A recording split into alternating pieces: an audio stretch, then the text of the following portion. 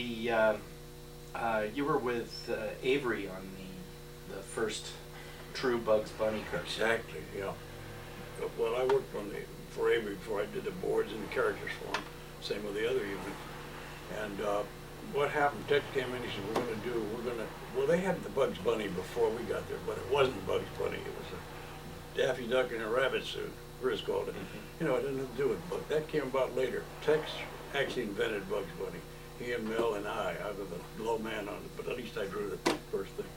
And what we did was redesign Bugs Bunny. They had a goofy looking one that Thorson did, you know. And we tried to make it a little bit, and same with Elmer. Elmer was a guy that didn't look anything, had nothing to do with Elmer. He was a guy that one that Chuck did. He had a derby and he looked like Laurel Hardy, you know, nothing. So I redesigned him, and the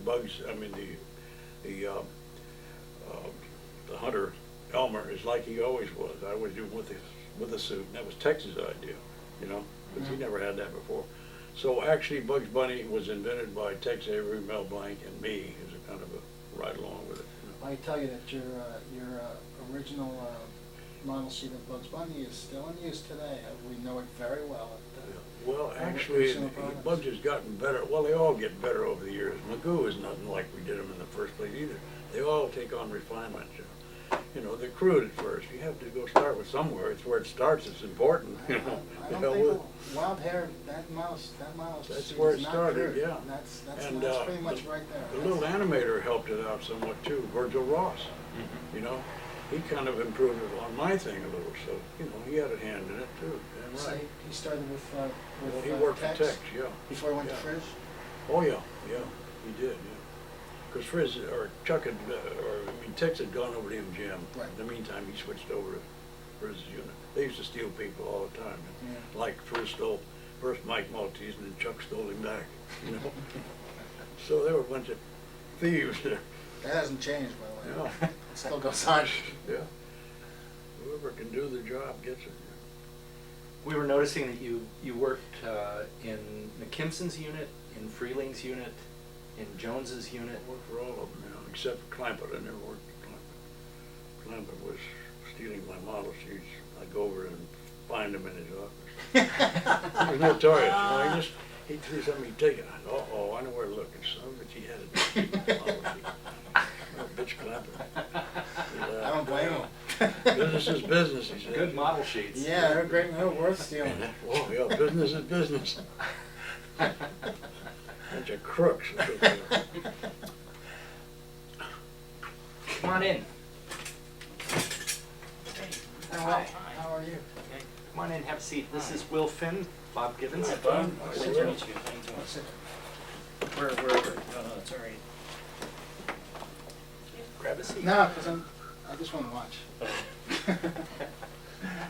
Are you filming this? Yes. You are? Oh, wonderful. I'm sorry I'm late. It's okay across the Yeah, board. I've missed makeup. Make me look good. Challenge.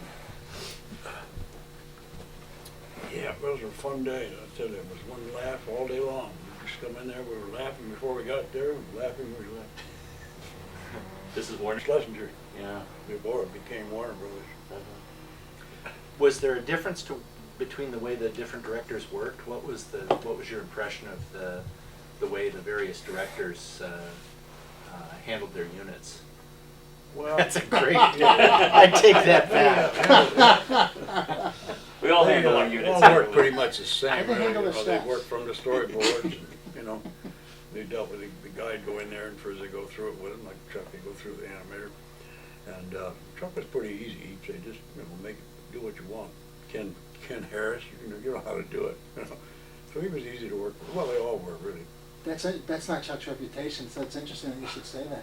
What's the difference there? Chuck's reputation is that he wasn't easy to work with. Oh, no. Well, at least I had fun working with him, you know. It wasn't the animation department. I don't know what happened there, but what I saw, they just pick up from him and talk it, you know. He was, you know, pretty easy going. Wow.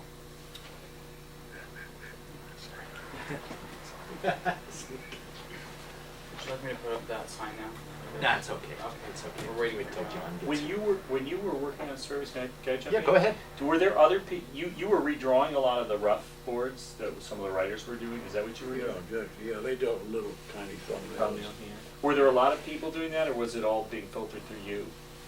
No, there weren't. I was the only one doing it. Wow. For all There the was- different Yeah, the writers? units had, each guy, Friz had his own writer. Well, he had Mike, and Ted Pierce had something else, and Chuck worked pretty much with Maltese. They all worked pretty, but they didn't draw, they were writers, you know. And so I'd have to blow up what their head and make it this size so you could tell what it was, you know. They were great, the poses were great and all, but they were just too rough. Right. They were not drawers. Well, they I've were seen writers. things that they would like quarter a piece of animation paper and sort of draw it out there. Were you drawing on separate sketches for each Yeah, ours, one? my boards were about this size, probably like a 6 field, you know, 100, usually about 100 to a storyboard, Mhm. you know, maybe a little over something. And they directed from those boards, you know. Then the layout guy or the background guy did it from the board too, you know, so it was all related. And Warren Foster was a story guy there too. Yeah, he worked for Friz, yeah. Did he do his own boards? Because I've seen his Well, art. he did, He's yeah, he quite was an the only artist. one that did, yeah. I think the others, Ted and Mike, they didn't draw at all, they were just writer guys. But, yeah, I remember Warren did his own, yeah. And they weren't nailed down, the board was, you know, somewhat there, but the director had, he take it and edit it, you know, tighten it. But it was something to start with, anyway. So there were two passes through the board. There was the thumbnail pass, and then there was the final pass.